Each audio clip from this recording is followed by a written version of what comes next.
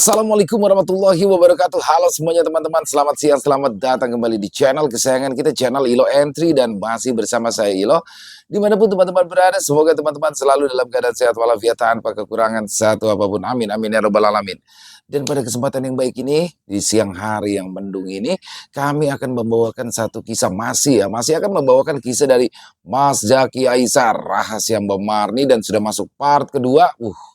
Keren kan, kemarin kan serem banget kan, scene di mana, Mbak Marni itu, nenek-nenek itu loncat-loncat di atas kasur, terus ngeliatin satu orang yang baca Yasin sambil geleng-geleng.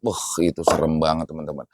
Pasti makin penasaran untuk lanjutannya apa, rahasia besar itu apa sih di, diri Mbak Marni. Tapi sebelum masuk ke dalam kisahnya, buat teman-teman mungkin yang baru bergabung, kami ucapkan selamat bergabung. Bisa diklik dulu tombol subscribe, jangan lupa lonceng notifikasinya dinyalakan agar teman-teman selalu mendapatkan notifikasi dari konten-konten yang akan kami upload di setiap harinya.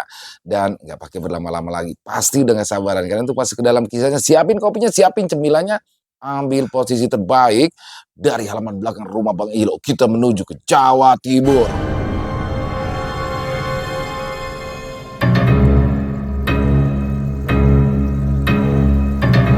Pesugihan Ciblorong, keluarga Mbak Marni. Rahasia Mbak Marni Part 2. Suara mesin truk menderu memecah kesunyian malam, membawa jiwa-jiwa yang sedari tadi gusar menemui ajal. Para manusia-manusia malang ditutup matanya, berdesakan di dalam bak truk yang penuh muatan. Ada yang memanjatkan doa, ada pula yang menangis terisak. Agus sedari tadi masih tak habis pikir, bagaimana bisa Hartoyo begitu tega padanya, seolah pertemanan mereka selama ini tiada guna. Dia tidak menyangka kecemburuan membuatnya gelap mata hingga akhirnya mengorbankan pertemanan yang telah dibina sejak lama. Truk itu masih melaju di kegelapan malam. Malam saat itu begitu sunyi, hanya suara roda yang bergemeratakan menggilas tanah berbatu yang terdengar malam itu. Sekitar sejam berlalu, truk berhenti. Disusul suara pintu depan yang dibanting menandakan para tentara turun dari kendaraannya. Terdengar pula suara beberapa orang melompat turun dari bak truk. Lagi-lagi ujung besi dingin menempel di kepala Agus. Dinginnya besi itu seolah membuat tubuh Agus langsung membeku. Matanya masih tertutup kain sehingga Agus tak bisa menerka sekarang dia ada di mana. "Ayo jalan!" Sebuah bentakan keras membuat jantungnya seperti mau lepas. Agus merasakan seperti berjalan di sebuah hutan karena dia merasakan beberapa kali kakinya menginjak ranting pohon kering. Hanya suara derap langkah kaki yang diiringi suara nyanyian hewan malam yang mampu ia dengar. Tak lama kemudian mereka berhenti berjalan. Mereka masih tak tahu ada di mana. Angin berembus lembut terasa amat dingin menerpa tubuh.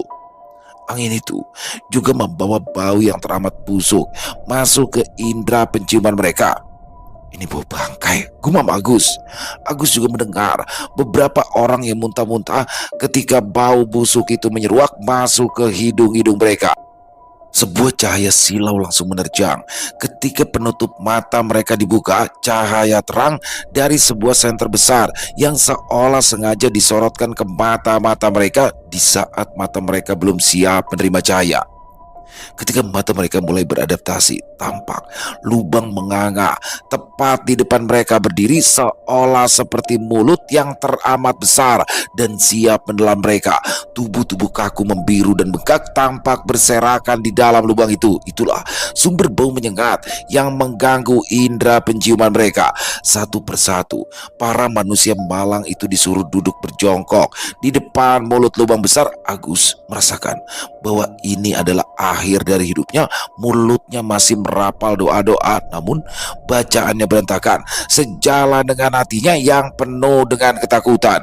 Matanya melihat beberapa orang yang menenteng parang berjalan mendekat tanpa aba-aba. Orang-orang itu menebas secara membabi buta. Melihat hal itu, Agus ketakutan. Beberapa detik yang lalu ia sudah siap mati, namun setelah melihat beberapa orang dibantai, dia kehilangan nyali. Dia berharap ditembak saja agar tak merasa merasakan sakitnya tebasan parang. Suara kesakitan membahana di malam itu berpadu dengan suara senjata tajam yang merobek daging. Kini hanya tinggal beberapa orang yang masih terduduk, sedangkan yang lain sudah mulai meregang nyawa bersimbah darah masuk ke dalam lubang. Suara nafas-nafas terakhir terdengar dari dalam lubang, menandakan jiwa-jiwa mulai meninggalkan badan. Hal itu menjadi pemandangan yang mengerikan bagi yang masih bertahan. Mereka yakin giliran mereka akan datang. Sudah tak ada harapan untuk selamat saat ini. Yang mereka harapkan kini hanya kematian yang cepat tanpa rasa sakit yang menyiksa. Sesosok pria tinggi besar berjalan mendekati Agus. Tangan kanannya memegang erat sebilah parang. "Gus, kamu ingat aku?" ucap pria itu.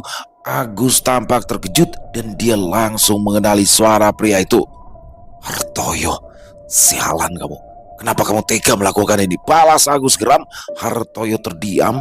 Dia mendekatkan wajahnya sangat dekat di hadapan Agus. "Dua hal yang aku rela melakukan apapun untuk mendapatkannya. Pertama, harta, dan kedua, cinta.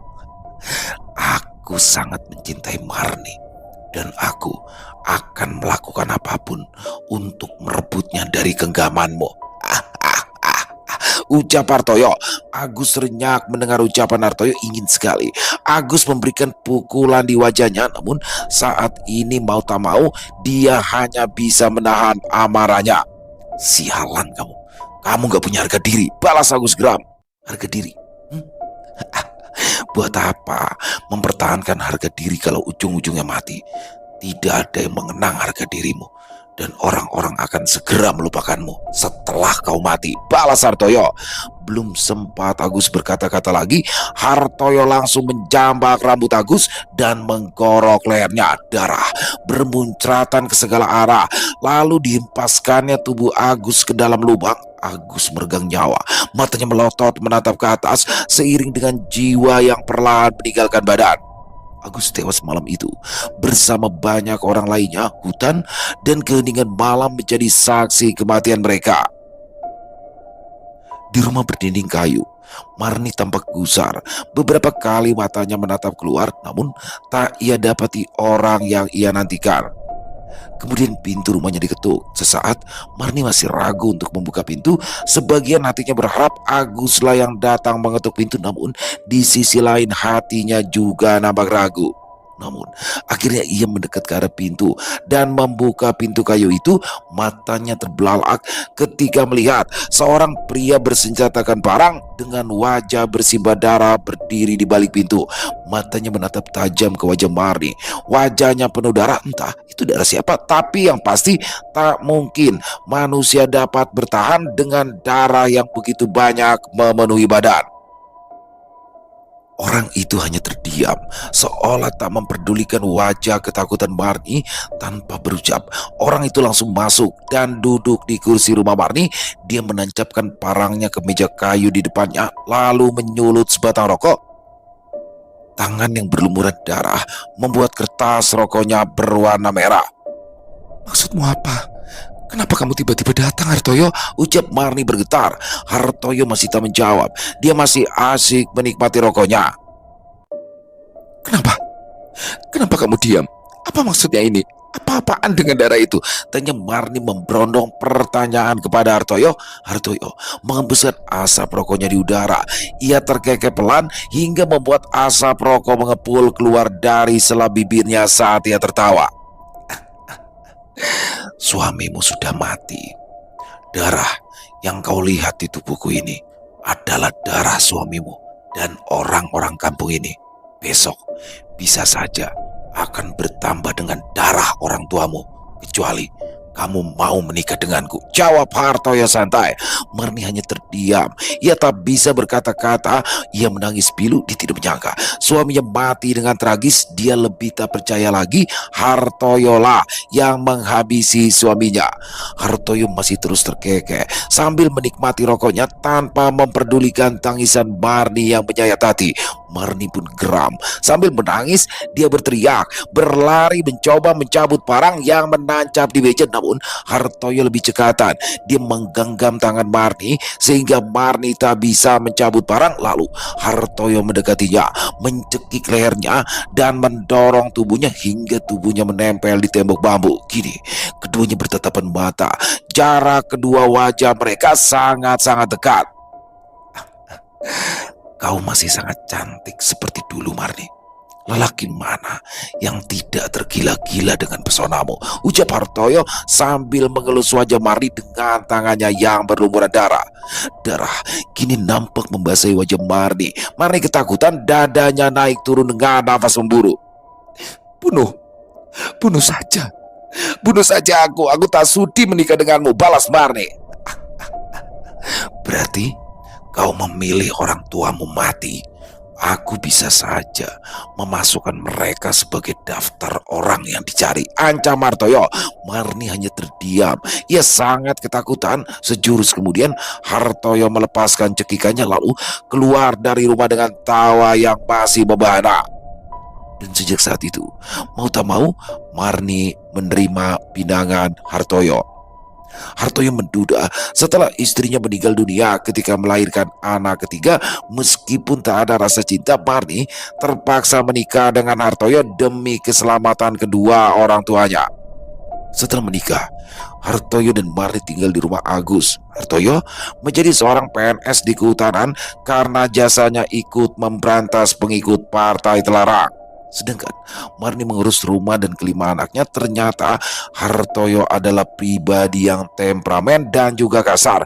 Ia sering memukuli Marni ketika sang istri tak melakukan apa yang ia inginkan.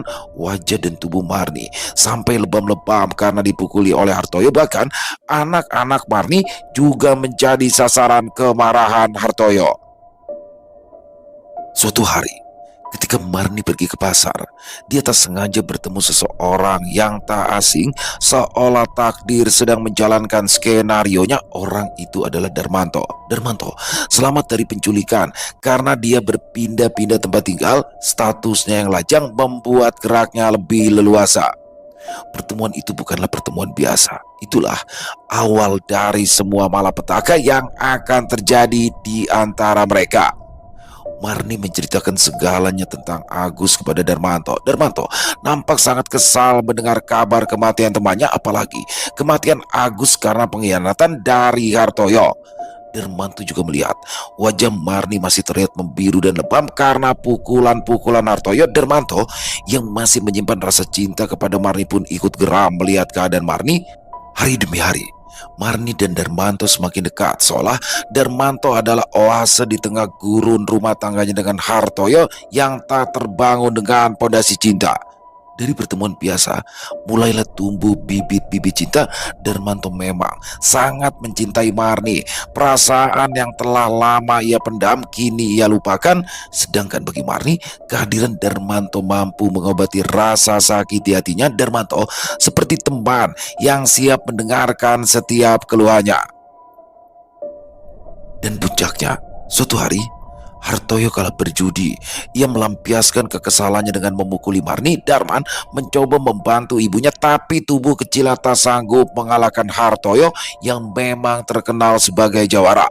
Marni dan Darman dihajar habis-habisan sore itu. Untung anak tertua Hartoyo mampu meredam emosi ayahnya sehingga Hartoyo tak berbuat lebih jauh lagi. Malam itu, Marni yang diliputi kesedihan dan kemarahan. Ia sudah tak tahan lagi dengan perangai suaminya. Marni pun merencanakan untuk menghabisi Hartoyo. Marni bertemu lagi dengan Darmanto dan menceritakan masalahnya karena ia sudah tak tahan lagi dengan kebengisan Hartoyo. Suatu hari, Hartoyo ditugaskan untuk mendata pohon di tengah hutan. Sebelum pohon-pohon itu ditebang, Hartoyo ditugaskan untuk menandai mana yang layak tebang dan mana yang tidak boleh tebang. Pekerjaan itu mengharuskan Hartoyo menginap di tengah hutan. Hal itu dimanfaatkan Marni untuk menemui Darmanto. Marni lalu mengutarakan segala keluh kesahnya kepada Darmanto. Marni juga mengungkapkan bahwa ia sangat ingin menghabisi nyawa Hartoyo. Darmanto sadar bahwa temannya itu jago berkelahi, jadi akan sia-sia jika ia menantangnya berduel. Apa kita santet saja si Hartoyo itu? Ujar Darmanto memberikan solusi kepada Marni. Marni hanya terdiam, dia tak bisa memutuskan, namun ia sudah tak sanggup lagi terus-menerus hidup bersama orang yang sangat kejam. Memangnya kamu punya kenalan dukun yang bisa nyantet dia? Karena setauku dia juga punya pegangan, jawab Marni. Tenang, aku punya kenalan dukun sakti. Dia adalah guruku. Aku yakin sekuat apapun Hartoyo, dia pasti modar kalau berhadapan dengan guruku, ucap Darmanto. Tanpa membuang waktu, keduanya pun langsung menemui dukun itu. Tak seperti bayangan Marni, rumah si dukun tampak bagus dan mewah pada masa itu. Tak tampak seperti rumah-rumah dukun kebanyakan yang berada di dalam hutan ataupun di kaki gunung. Rumah dukun itu berada di tengah kampung dengan bangunan yang besar, dan paling mewah di kampung itu mobil-mobil terparkir di halaman rumah si dukun menandakan tamunya bukan orang sembarangan. Santet, rugi dok kalau kamu nyantet laki-laki kayak gitu. Lebih baik jadikan saja dia tumbal pesugihan, kata dukun itu yang bernama Eyang Widarto sambil memelintir kumisnya yang tebal. Tumbal mbah? Tanya Marni tampak tak mengerti. Ya, tumbal pesugihan Blorong atau Ratu Ular. Kamu hanya perlu menyiapkan mental untuk menjalani ritual, karena kamu akan bertapa semalaman di gua yang nanti bakal aku tunjukkan. Dan setelah itu suamimu modar dan kamu kaya raya, ucap Eyang Widarto sambil mengisyaratkan jari menggesek lehernya. Marni dan Darmanto saling bertatap muka. Gimana? Tanya Marni meminta saran. Darmanto hanya mengangguk tanda setuju akan saran dari gurunya. Jadi orang itu jangan penuh keraguan. Kalau siap yo jalan, kalau nggak berani yang mending pulang. Urusan sama setan itu bukan main-mainan dok, ucap Eyang Widarto sambil menatap tajam mata Marni. Marni berpikir sejenak, lalu ia menatap wajah Eyang Widarto. Baik mbah, saya siap. Saya siap menjalankan ritual pesugihan, asalkan suami saya yang menjadi tumbal, balas Marni tegas. Bagus, begitu. Kalau kamu minta ke Tuhan, belum tentu bakalan dikasih kekayaan. Ibadah jengkang-jengking sampai jidat gosong yo pangga miskin. Mending minta ke setan. Lah yo ngono to dar. Ucap Eyang Widarto sambil tertawa menatap ke arah Darmanto. Marni pun langsung melakukan ritual malam itu. Ia bersemedi di dalam gua yang gelap dan menyeramkan. Tak dipedulikannya rasa takutnya karena tekadnya untuk membunuh Hartoyo jauh lebih kuat. Di dalam gua, ia seperti didatangi sosok ular besar yang menggeliat mengerikan di depan matanya. Ular itu hanya nampak menguji kesungguhan Marni. Marni tetap tegar tanpa rasa takut hingga akhirnya menjelang pagi ia dinyatakan bahwa ritualnya telah diterima. Jadi, apa yang menjadi hajatmu itu telah diterima oleh Nyi Ratu. Nanti setelah tumbal diambil oleh Nyi Ratu, harta yang banyak akan kamu dapatkan, ucap Eyang Widarto. Marni hanya mengangguk. Baginya harta adalah nomor 2, yang paling penting adalah kematian suaminya. Selesai ritual, Marni dan Darmanto pulang ke rumah masing-masing. Berhari-hari Marni resah menunggu Hartoyo mati menjadi tumbal, hingga suatu hari Hartoyo tiba-tiba terbaring kaku dengan mata melotot ke atas dan mulut menganga lebar. Tubuhnya seperti kayu kering, tapi dia belum mati. Hal itu belum memuaskan Marni karena yang ia inginkan adalah kematian Hartoyo. Jika sakit begini, justru Marni lah yang repot.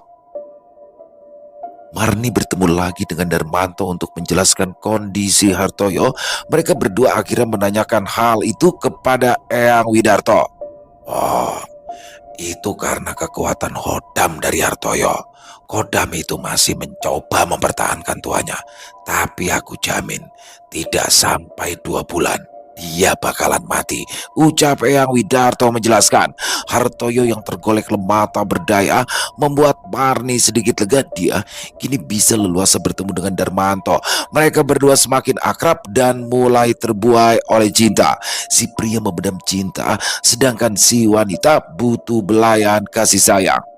Sehingga akhirnya perpaduan kedua perasaan itu dituntaskan di atas ranjang.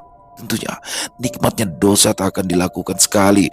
Berkali-kali mereka bercinta hingga Marni merasakan tubuhnya berbeda. Marni pun hamil benih dari Darmanto. 2 bulan kemudian, Hartoyo meninggal. Hartoyo meninggal saat Marni sedang hamil muda. Hal itu tak membuat keluarga mereka curiga, malah Marni mendapat simpati dari keluarganya karena mereka menyangka Marni mengandung benih dari Hartoyo. Setelah lahir, anak itu diberi nama Baskoro. Semua orang di sana menyangka jika Baskoro adalah anak dari Hartoyo. Setelah kematian Hartoyo, Marni mendapatkan banyak harta. Sawahnya di mana-mana. Dia juga memiliki sebuah peternakan besar. Namun, tumbal tak berakhir di Hartoyo. Kemudian, satu persatu anak Hartoyo juga meninggal menjadi tumbal. Darmanto yang pada awalnya ingin menikahi Marni pun urung menikahi Marni karena ia takut menjadi tumbal selanjutnya. Ketika anak ketiga Hartoyo diambil menjadi tumbal, Marni sangat menyesal. Dia ingin memutus perjanjiannya dengan si Ratu Ular, namun semua hal yang dia lakukan sia-sia. Satu persatu tumbal pun terus diambil, mulai dari pekerja hingga sanak saudara yang ikut memakan hasil pesugihan itu. Beberapa tahun kemudian, Marni mengajak Darmanto untuk menemui gurunya lagi demi memutus perjanjian yang menjerat Marni. "Sudah aku bilang, perjanjian ini tidak bisa dibatalkan," ucap Eyang Widarto tegas. "Mohon Mbah coba lagi berkomunikasi. Siapa tahu Nyi Blorong berubah pikiran," mohon Darmanto. Setelah dilakukan komunikasi, iblis itu mau memutus perjanjian dengan syarat satu lagi tumbal terakhir, yaitu Baskoro. Mendengar hal itu, Darmanto dan Marni ketakutan. Mereka tak mau Baskoro menjadi korban. Mereka mendesak lagi Eyang Widarto untuk meminta keringanan kepada si iblis ular. "Aku tidak bisa membantu. Ratu pasti akan mengambil Baskoro cepat atau lambat.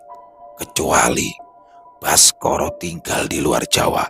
Mungkin dia bisa selamat," ujar Eyang Widarto. Kemudian Baskoro pun dikirim ke Pulau Sumatera untuk bersekolah di sana, dan yang paling penting dia bisa selamat. Melihat hal itu, Ratu Ular pun marah besar. Ia membunuh Eyang Widarto karena dianggap telah berkhianat. Hingga akhirnya suatu malam, Marni didatangi oleh siluman ular itu di dalam mimpinya. Si Ratu Ular akan menghabisi keluarganya jika tidak menyerahkan Baskoro. Marni pun menawarkan dirinya untuk menjadi tumbal pengganti bagi Baskoro. Siluman ular ini setuju dan mengambil Marni. Namun ternyata iblis itu membuat Marni tersiksa seperti Hartoyo dengan tubuh kaku dan mata melotot. Melihat hal itu, Darmanto mencoba berkomunikasi. Si siluman ular itu memberikan waktu hingga kematian Marni. Jika setelah Marni mati dia tidak menyerahkan Baskoro, maka siluman ular itu akan mengambil anak atau cucu Marni yang masih tersisa. Itulah cerita sebenarnya, Le. Kuharap kau mengerti dan memaafkan kesalahan kami. Waktu kita tak banyak, Le. Selama ini aku mencari solusi sebelum ibumu meninggal. Namun hingga saat ini aku belum mendapat solusi apapun, ujar Darmanto menjelaskan panjang lebar. Darman hanya diam tertegun. Ia tak percaya dengan apa yang barusan ia dengar. Ia sampai tak bisa berucap sepatah kata pun. Darman tersentak kala mendengar cerita Darmanto. Seketika suara mendengung memenuhi pendengarannya. Pandangannya seperti memutar, asam lambungnya naik. Sejalan dengan munculnya serangan panik, dia tidak menyangka ternyata ada rahasia yang sangat kelam yang selama ini disembunyikan oleh ibunya dan juga Darmanto. Pantas saja Darmanto selalu panik ketika nama Baskoro disebut. Ternyata dialah ayah biologis Baskoro. Berkali-kali Darman hanya menggeleng tak percaya dengan apa yang ia dengar. Ia merasakan perasaan marah yang bercampur dengan kasihan juga kengerian. Namun, Darman mencoba untuk tetap logis. Marah pun sekarang tiada guna karena keluarganya kini dalam bahaya. Dia harus segera bertindak sebelum penyesalan yang akan ia dapatkan. Aku benar-benar gak nyangka kalau masalah ini ternyata begitu ruwet. Apa kalian dulu gak mikir konsekuensi yang bakal kalian terima tuh, Mbah? Ujar Darman yang masih dipenuhi kekesalan. Bambanto hanya menunduk lesu. Tampak wajah penyesalan kini terlihat dari raut mukanya. Itulah, Le. Tapi kamu juga harus mengerti perasaan ibumu. Bagaimana beratnya hidup ibumu yang ditinggal suami, terus harus menikahi laki-laki yang begitu bengis. Itu pasti berat sekali, Le. Jadi akhirnya ibumu terpaksa memilih jalan iblis ini. Karena bisa saja kalau Hartoyo tidak mati dan dia gelap mata, ibumu dan kalian para anak-anaknya akan dihabisi olehnya. Tapi yang terjadi sudah tak bisa kembali. Yang paling penting sekarang kita mencari solusi agar keluarga kalian selamat. Aku tidak yakin ibumu akan bertahan lama karena sukmanya sudah dikuasai siluman ular itu. Mungkin tak sampai 40 hari ibumu mungkin akan meninggal, ucap Mbak Manto penuh kekhawatiran. Darman menundukkan kepala. Dia tak tahu harus berbuat apa. Lah, terus sampean sendiri punya rencana apa, Mbak? Tanya Darman yang mulai putus asa. Ada satu jalan terakhir yang nanti bisa kupilih. Aku akan rogo sukmo ke alam siluman itu dan mencoba menahannya semampuku. Lalu kalian semua pergi jauh dari Pulau Jawa. Itulah jalan terakhir yang akan aku tempuh. Biarkan nyawaku dan nyawa ibumu menjadi bayarannya. Yang penting kalian selamat. Tapi sebelum aku menggunakan cara itu, aku ingin mencoba cara lain dulu agar perjanjian ini bisa diputus, ujar Mbak Manto menjelaskan dengan sambil menatap mata Darman tajam. Darman hanya terdiam sambil menatap mata Mbak Manto. Dia berharap orang tua itu mampu mengatasi masalah ini tanpa muncul korban lagi. Tak lama kemudian, Darman berpamitan dari rumah Mbak Manto dengan raut wajah sedih. Dia bingung harus merahasiakan atau menceritakan masalah ini kepada Ningsi. Malam pun tiba. Malam itu giliran Ningsi yang menunggu Mbak Marni. Ningsi belum diberitahu oleh Darman tentang hasil pertemuannya dengan Mbak Manto. Ningsi memang bertanya kepada Darman, tapi Darman menjawab dia belum bertemu Mbak Manto sehingga ia belum mengetahui masalah yang sebenarnya. Darman memilih berbohong agar adik perempuannya itu tak ikut panik. Malam itu, Ningsi berjaga sendiri. Dia tidak mengajak Bagas karena Bagas kini ketakutan ketika diajak ke rumah neneknya. Bagas menginap di rumah Darman dan tidur bersama Angga, anak pertama Darman, karena ayah Bagas sedang dinas malam. Seperti biasa, Ningsi merawat Mbak Marni. Tak ada hal aneh malam itu. Mbak Marni pun tampak tenang dan tak menunjukkan hal-hal yang janggal. Malam semakin larut, angin dingin bertiup lembut, membuat malam yang berkabut semakin terasa dingin. Bagas terlihat resah di samping Angga yang sudah terlelap. Berkali-kali ia mencoba menutup mata agar cepat terlelap, namun ia masih sulit untuk menuju alam mimpi. Dia masih mendengar suara detak jarum jam dinding yang berbaur dengan suara nafas Angga yang terus menghiasi telinganya. Bocah 8 tahun itu masih terus bergolek ke kanan dan ke kiri, mencoba untuk mencari posisi nyaman untuk melelapkan diri. Baru saja rasa kantuk itu datang, tiba-tiba saja ia terkejut ketika sebuah suara terdengar menegurnya. "Le, kamu gak bisa tidur ya?" ucap sebuah suara yang sangat dikenali oleh Bagas. Bagas yang sebenarnya sudah mulai mengantuk, matanya langsung merasa segar kembali. Matanya kini membulat dan langsung bangkit terduduk. "Ibu," ucap Bagas sembari menoleh ke arah suara yang menegurnya. "Bagaimana ibu bisa masuk? Ibu gak nemenin Simba?" tanya Bagas pada ibunya. Sosok wanita yang tiba-tiba hadir di dalam kamar itu sangat mirip dengan Ningsi, namun wajahnya sedikit pucat dan raut mukanya terus-menerus menampakkan senyum yang mengerikan. "Ibu kangen sama Bagas, jadi ibu kesini. Ayo ikut ibu, Le. Ibu mau beli sate. Kamu pasti lapar kan?" Ucap wanita yang mirip Ningsih itu sambil tertawa terkikik pelan. Tampak telapak tangan menutup mulutnya saat ia tertawa. Kepala dan pundaknya juga naik turun saat ia tertawa. Bagas sedikit aneh kalau melihat ibunya yang tak biasa tertawa seperti itu. Tapi bocah 8 tahun itu tak berpikir jauh. Dia memang sedikit lapar karena tadi ia belum sempat makan malam. Apalagi masakan di rumah padenya bukanlah masakan yang ia suka. Saat dia mendengar ibunya mengajak untuk membeli sate, Bagas langsung berteriak senang karena sate adalah makanan favoritnya. Bagas segera bangkit dan turun dari ranjangnya. Sedangkan ibunya masih tampak tersenyum dengan mata bulat penuh sambil berjalan keluar kamar. Bagas menengok sekilas ke arah Angga yang masih terlelap tidur. Bagas berjalan mengikuti wanita yang mirip ibunya itu melangkah menuju arah keluar rumah. Pintu rumah yang tadi terkunci rapat dengan mudah dibuka wanita itu dan kini ia telah menuju ke teras rumah. Bagas terus mengikutinya tanpa rasa curiga. Wanita itu terus berjalan di jalan setapak menuju pojok desa. Bagas mulai bertanya-tanya. "Bu, katanya mau beli sate. Ini kita mau kemana, Bu?" Tanya Bagas yang mulai nampak gusar. Mereka melewati jalanan setapak menuju arah hutan di pojok desa di mana tempat itu sangat sepi dan terkenal angker. Dari arah berlawanan, tampak seorang pria sedang berjalan di jalan yang sama dengan jalan yang Bagas lewati saat ini. Dia adalah Pak Karso, seorang hansip yang biasa berkeliling ketika malam. "Loh, mau kemana malam-malam gini Ningsih?" tanya Pak Karso. Wanita itu tak menjawab dan terus menatap ke depan dengan raut wajah tersenyum mengerikan. "Lah, kok bablas wae? Bagas, mau kemana le?" sapa Pak Karso saat melihat Bagas melintas di sampingnya. "Mau beli sate, Pade," ucap Bagas sambil terus berjalan. Pak Karso kebingungan. Sate? Sate opo? Beli sate kok ke arah hutan piye toh? Gumam Pak Karso kebingungan.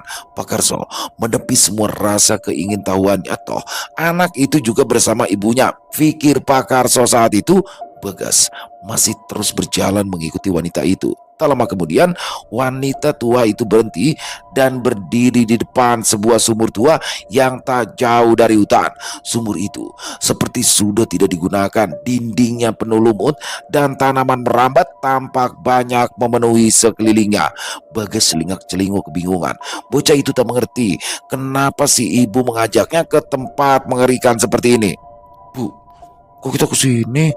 Ini kan tempat angker, Bu," ucap Bagas lalu mendekat ke arah ibunya yang tampak berdiri kaku mengarah ke sumur tua sambil membelakangi Bagas. "Untuk makan lah, Le. Aku sudah lama tidak makan daging bocah kecil yang lembut," ucap wanita itu dengan suara parau mengerikan sambil tertawa mengekeh kecil. Bagas tercekat. Ia langsung mundur beberapa langkah ketika ibunya berbicara seperti itu. Ia teringat kejadian saat di ruang tamu neneknya. Tiba-tiba saja wanita itu menengok dengan memutar kepalanya 360 derajat. Wajahnya kini berubah mengerikan. Tak nampak lagi mirip wajah Ningsih. Bola matanya memutih, bibirnya melebar dengan taring tajam terlihat dari mulutnya. Lidahnya mirip lidah ular yang menjulur-julur. Bagas ketakutan, namun dia tak bisa berteriak. Tenggorokannya seperti tersumpal sesuatu. Dia hanya bisa beringsut mundur dengan wajah kepanikan yang luar biasa. Kemudian wanita itu mendekat dengan tubuh berbentuk ular. Bagas ingin kabur, tapi secepat kilat kakinya dijerat oleh ekor ular besar itu. Bagas bisa merasakan kulit ular yang kasar dan berminyak membelit kakinya. Kemudian tubuhnya dililit oleh siluman itu sehingga kini Bagas tak bisa bergerak. Pak Karso merasa tak enak hati. Dia sangat penasaran kemana perginya ibu dan anak tadi. Pak Karso khawatir ada sesuatu dengan warganya itu. Dia pun memutuskan untuk berbalik arah untuk mengejar Bagas dan Ningsih. Bagas kini telah sepenuhnya terlilit ular besar. Hanya tersisa kepalanya saja yang masih belum terlilit ular itu. Suara tulangnya tampak bergemertakan ketika lilitan itu semakin kuat mencengkram badannya. Bagas masih berusaha melawan. Kemudian ia mencoba berteriak, Tolong! Teriak Bagas keras. Pak Karso yang berjalan mendekat ke arah hutan mendengar teriakan Bagas. Dia kaget dengan teriakan itu. Ia langsung mempercepat langkahnya untuk menuju ke sumber teriakan tersebut. Kini Pak Karso semakin dekat ke arah sumur tua. Dia melihat Bagas terlilit ular besar berkepala wanita. Pak Karso kaget bukan kepala. Dengkulnya melemas, tubuhnya bergetar saat melihat pemandangan yang menakutkan ada di depan matanya. Iki kewan opo, kok serem banget, ucapnya sambil bergetar. Pak, tolong Bagas, teriak Bagas meminta pertolongan. Pak Karso masih kaku dan tubuhnya gemetar. Tak lama kemudian perempuan itu tertawa melengking. Jangan macam-macam kamu kutu busuk. Kalau kamu masih sayang nyawa, ancam wanita bertubuh ular itu. Dan kemudian dia pergi masuk ke dalam sumur sambil membawa tubuh Bagas. Sesaat suara Bagas masih terdengar menggema dari dalam sumur, diiringi tawa yang juga melengking keras. Sedangkan di tempat lain, suara klakson bus malam terdengar bersautan di jalanan berkabut malam itu. Tampak seorang pria terlelap di dalam bus sambil meletakkan kepalanya di kaca samping bus itu. Tiba-tiba saja dia terenyak, matanya membulat, keringat mengucur deras. Ia seolah berada di tempat yang sangat panas, padahal di dalam bus itu ber-AC dan sangat dingin. Bahkan beberapa penumpang tampak menggigil. Ketakutan seperti tiba-tiba datang melanda dan membuatnya tercekat. Nafasnya tersengal tak beraturan. Kemudian ia menyeka keringat dengan telapak tangannya lalu mengatur nafas. Sialan, aku terlambat. Dia sudah mengambil Bagas. Sial, umpatnya berkali-kali. Pak Karso mencoba menggerakkan badannya yang sedari tadi kaku ketika ia bertatapan muka dengan siluman itu. Sebagian dari pikirannya masih tak percaya bahwa dia baru saja melihat sesuatu yang sangat mengerikan. Dan tenan, tadi itu kewan apa setan ya? Kok ada ya yang bentuknya koyok gitu? Ucapnya pelan. Lalu Pak Karso dengan tubuh yang masih bergetar mendekat ke arah sumur tua yang ada di depannya. Kepalanya mengintip ke dalam sumur. Tak ada tanda-tanda siluman dan Bagas yang tadi masuk ke dalam sumur. Gas, Bagas, teriak Pak Karso. Namun Pak Karso tak mendapat balasan dari Bagas. Yang ia dengar hanya suaranya sendiri yang menggema dari dalam sumur. Pak Karso kemudian tersadar.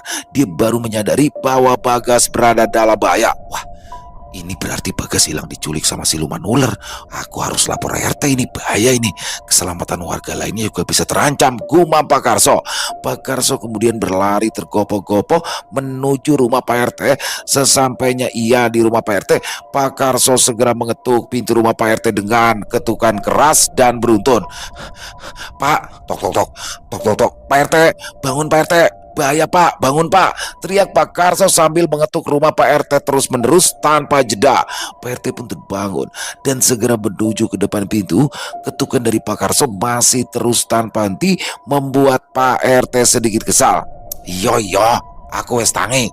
Sopo iki? Ketuk pintu kayak orang kesetanan. Dus, gerutu Pak RT. Pak RT membuka pintu dan tampaklah Pak Karso di depan pintu dengan wajah yang panik. Ene opo sok? Hah? Kamu ngetuk pintu udah kayak orang setanan, tanya Pak RT. Anu Pak RT, memang saya tadi habis lihat setan Pak. Setan apa? Kamu itu setannya, ujar Pak RT menyela. Waduh, ini beneran Pak RT. Tadi saya itu lihat siluman ular bertubuh wanita melilit tubuh Bagas, anaknya Gianto polisi. Nah, terus Bagas dibawa masuk ke dalam sumur di pojok desa itu Pak. Serem banget Pak, ucap Pak Karso dengan wajah yang masih ketakutan. Kamu itu nggak sedang minum ciu kan? Mana ada, zaman sekarang itu siluman ular. Ngawur kamu so, balas Pak RT yang nampak tak percaya. Loh, Pak RT nggak percaya? Ini saya ngomong beneran loh Pak. Kalau kita tidak buru-buru bertindak, warga kita dalam bahaya. Sumpah demi Allah Pak, saya lihat sendiri Pak. Kalau nggak percaya, ayo kita ke rumah Gianto. Pasti si Bagas nggak ada di rumah, ucap Pak Karso mencoba meyakinkan Pak RT. Pak RT terdiam sejenak.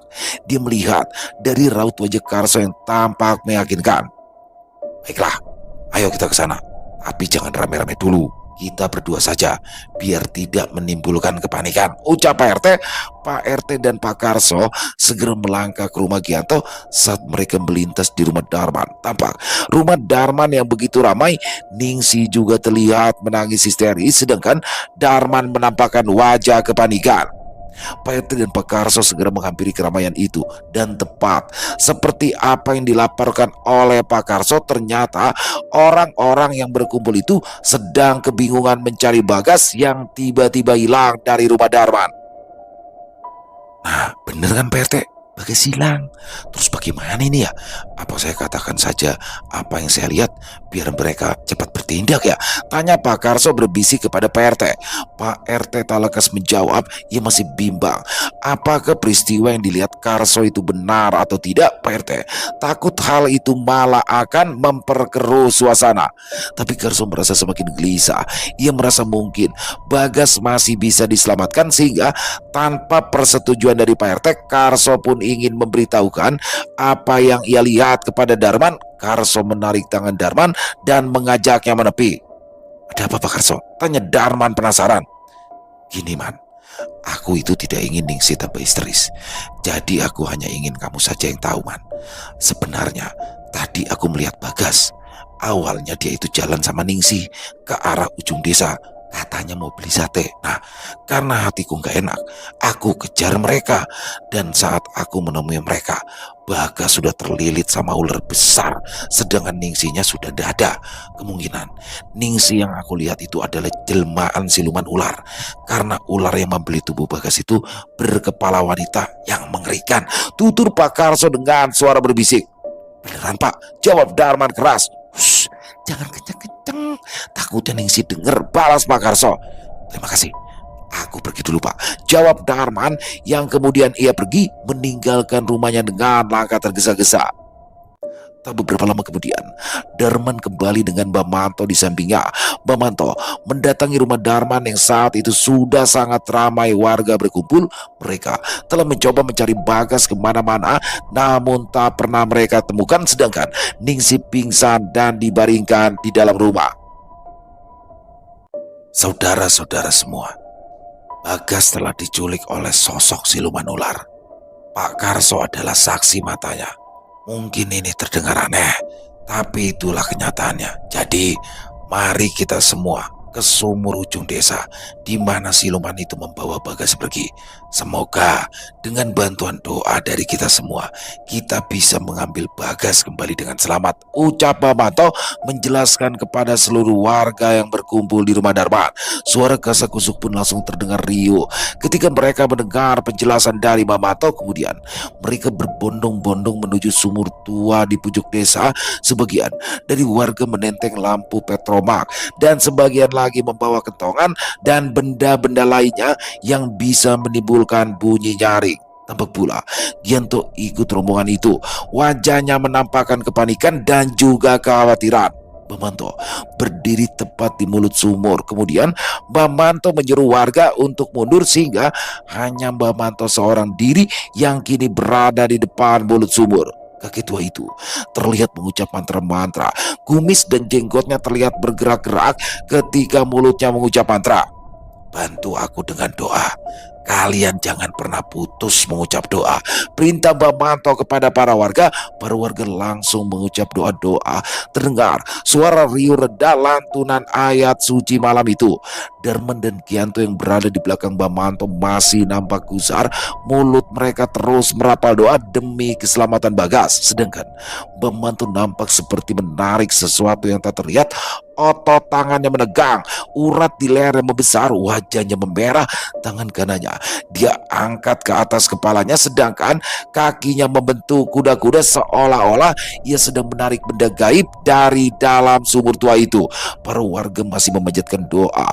Mereka juga tampak panik dan cemas. Mereka berharap Bagas segera ketemu dalam keadaan selamat.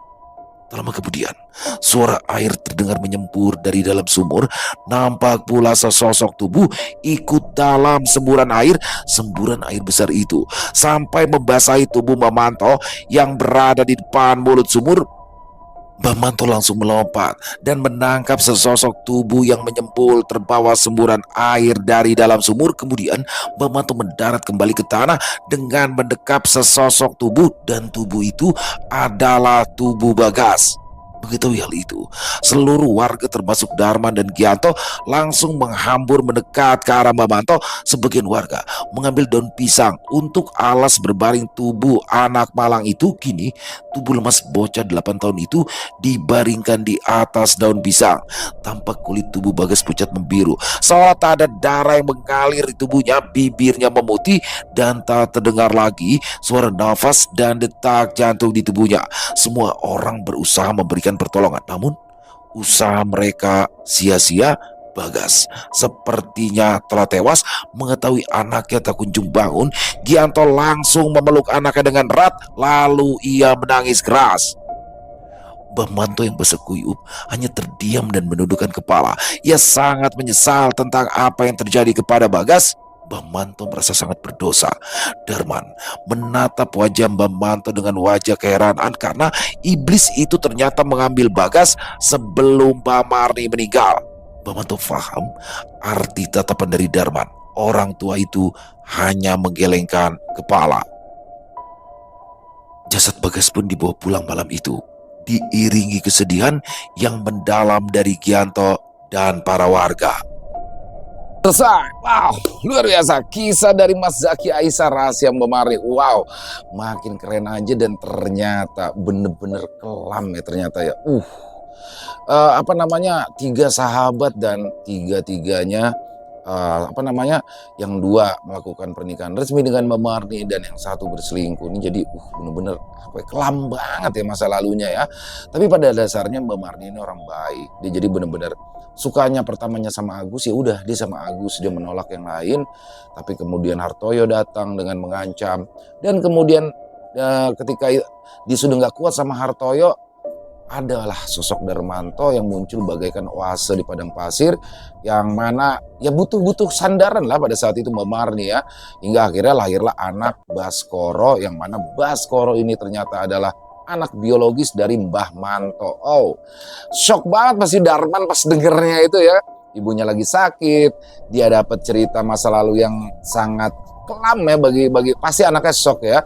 Dan di sini Mbah Marni ternyata melakukan pesugihan. Walaupun Mbah Marni sendiri sebenarnya nggak pengen ya melakukan pesugihan, dia hanya pengen Hartoyo mati.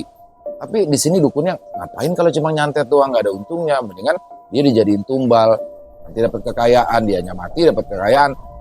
Itulah intinya, iblis itu akan selalu berbohong, akan selalu mengingkari janji, segala tipu dayanya dijanjikan ABCD, dan tumbalnya cuma ini kok, tapi ternyata keturunannya juga dibabat. Keren pakai banget. Dan makin penasaran lagi buat teman-teman, besok jangan sampai ketinggalan part 3-nya atau part akhirnya ya. Akan terkuak bagaimana dan bagaimana nasib Mbah Marni dan lain-lain. Besok pokoknya part 3 jangan sampai ketinggalan. Kami juga mengucapkan terima kasih ya kepada Mas Zaky Aisyah atas kisahnya yang luar biasa ini, yang sudah memberikan izin kepada kami untuk membawakan kisahnya. Dan semoga kisah barusan bisa menghibur teman-teman semua ya, para pecinta penikmat horor misteri, lebih khusus lagi kepada para subscriber dari channel Ilo Entry. Buat yang punya komentar lain, yang punya pendapat lain, bisa menuliskan di dalam kolom komentar, ataupun hanya sekedar saling menyapa. Insya Allah kami akan menjawab satu persatu. Buat yang suka dengan videonya, bisa diklik tombol like-nya atau tombol jempolnya, boleh juga di-share link videonya ke teman-teman yang lain agar juga ikut merasa terhibur. Sekali lagi, buat yang belum subscribe, bisa diklik tombol subscribe. Jangan lupa lonceng notifikasinya dinyalakan agar teman-teman selalu mendapatkan notifikasi dari konten-konten yang akan kami upload di setiap harinya. Wow, hujannya makin deras ya teman-teman ya. Dan kami juga ingin mengucapkan terima kasih buat teman-teman semua yang sudah selalu mendukung kami, yang sudah selalu hadir setiap harinya, karena teman-teman lah kami selalu bersemangat berkarya di setiap harinya. Dan di akhir kata, saya Ilo mengucapkan permohonan maaf apabila mungkin dalam pembawaan kisahnya barusan ada kata-kata saya yang salah, ataupun ada kata-kata saya mungkin yang kurang berkenan. Kami mohon dibukakan pintu maaf yang seluas-luasnya. Sampai berjumpa lagi besok siang jam 12, masih bersama saya Ilo di channel Ilo Entry. Salam sehat, sukses selalu untuk kita semua. Wassalamualaikum warahmatullahi wabarakatuh.